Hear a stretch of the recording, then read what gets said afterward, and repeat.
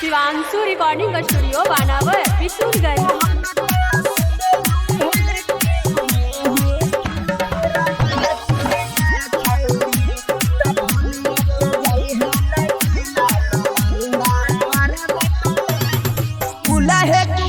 छौड़ी कारो ही कुआर में रखा तो न सैया जहिया जैमी ससुरार में फूला है कुकरम छौड़ी कारो ही कुआर में रखा तो न सैया जहिया जैमी ससुरार खाली ओठावा से ओठावा सटाई तो छौड़ी गे जाके 100 दिन के लइका खेलै तो छौड़ी गे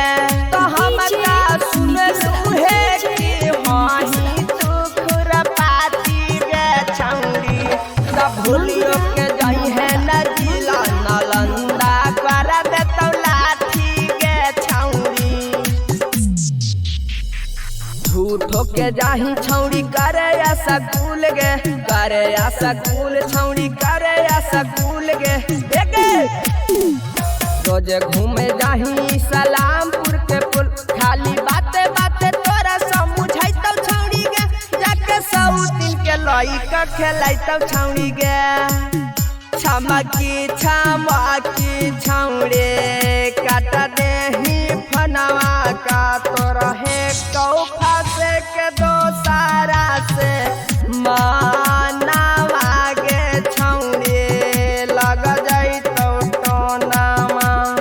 हे गे छौड़ी डीजे बजाई तो बाबुआ नवा नचै तो हीरा नवा गे छौड़ी हे गे छौड़ी डीजे बजाई तो बाबुआ नवा नचै तो हीरा नवा गे छौड़ी मुनराजिया तब पार फेर है नजरिया ना तो हंसतई हमारा पराऊ सनपू उजरिया गे छौड़ी ना तो हमारा पर हंसतई राऊ सनपू उजरिया गे छौड़ी ये गे छौड़ी डीजे बजाई तो बाबुआ नवा नचै तो रानावा गे छौड़ी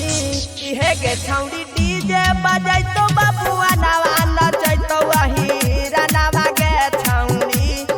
हे गे छौड़ी डीजे बजाई तो बाबुआ नवा। शिवांशु रिकॉर्डिंग स्टूडियो बानावर किशोरगंज।